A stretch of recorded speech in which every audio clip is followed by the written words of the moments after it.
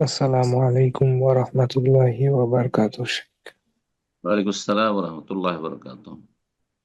আমার প্রশ্নটি হচ্ছে, আমি বাংলাদেশ থেকে ঠাকুরগাঁও জেলা হতে জি, বলছি।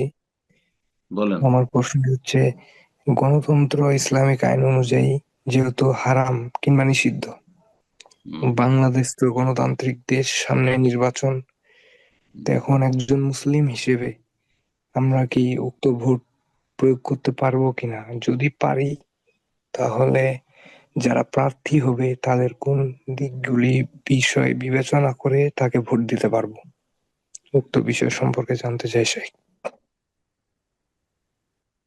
প্রথম কথা হচ্ছে গণতন্ত্রতে যে বিভিন্ন দিকগুলি রয়েছে, হ্যাঁ, তা অধিকাংশ দিকগুলি ইসলামের সাথে সাংঘর্ষিক। গণতন্ত্রের দু চারটা কথা ভালো আছে, যেমন মদে কিছু ভালো আছে, বুঝতে পারছেন? বাকি সমস্তগুলি ইসলামের সাথে সাংঘর্ষিক। জান্নাতি জাহান্নামী সমান, আল্লাহর ওলি শয়তানের ওলি সমান, কথা বোঝা গেছে? জাহেল, হ্যাঁ, মূর্খ আর আলেম সমান, বুঝা গেছে না? এখন যদি আবু বকর সিদ্দিক রাদিয়াল্লাহু তাআলা আনহু চলে আসেন, তো তার ভোটের যা মূল্য, হ্যাঁ, সেই রকমই যদি ফেরাউন আসে, তো ফেরাউনের ভোটের মূল্য সেটি। আপনি এটাকে মেনে নেবেন? আল্লাহ বোঝার তৌফিক দান করেন। গণতন্ত্র আসলে অমুসলিমদের জন্য, মুসলিমদের জন্য নয়। জি। কিন্তু দুঃখজনক হলে মুসলিমরা কিভাবে এই কাফেরদের মানব রচিত বিধানকে, হ্যাঁ, মাথায় তুলে নিয়েছে, আল্লাহ তাদের সঠিক বুঝ দান করুন। জি। তো এই কুফরি তন্ত্রের কোন একটি দলে সামিল হওয়া যায় না, যদিও ইসলামের লেভেল থাক না কেন। আদর্শিকভাবে আপনি গণতান্ত্রিক কোন একটি পার্টিকে আপনি, হ্যাঁ, মেনে নেবেন বা তার সহযোগিতা করবেন, এটি জায়েজ নয়, হারাম, কাবিরা গুনাহ, বরং ঈমান ভঙ্গকারী বিষয় হতে পারে।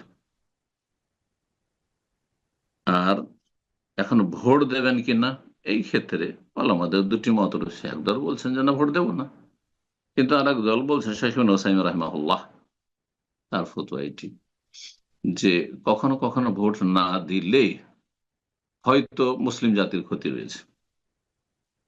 সেই ক্ষেত্রে আপনি কোন একটি দল কেন্দ্রিক ভোট দেবেন না, বরং আপনি ব্যক্তি কেন্দ্রিক দিতে পারবেন। আপনার, আপনি যেখানে বসবাস করেন সে অঞ্চলে যে প্রার্থীগুলি রয়েছে, তার মধ্যে দেখবেন যে কোন প্রার্থীটি, হ্যাঁ, আমাদের এখানকার জন্য, হ্যাঁ, কল্যাণকর। তার মধ্যে আমানত আছে, হ্যাঁ, আমানত আছে, খেয়ানত করবেন না। সততা আছে, বেইমানি করবেন না, হ্যাঁ। জাতীয় সম্পদে লুটপাট করবেন না, হ্যাঁ।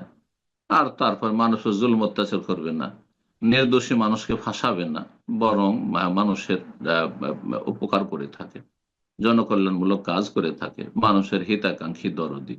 এমন যদি কোনো প্রার্থী পান, তাহলে ব্যক্তি কেন্দ্রিক তাকে ভোট দিতে পারেন।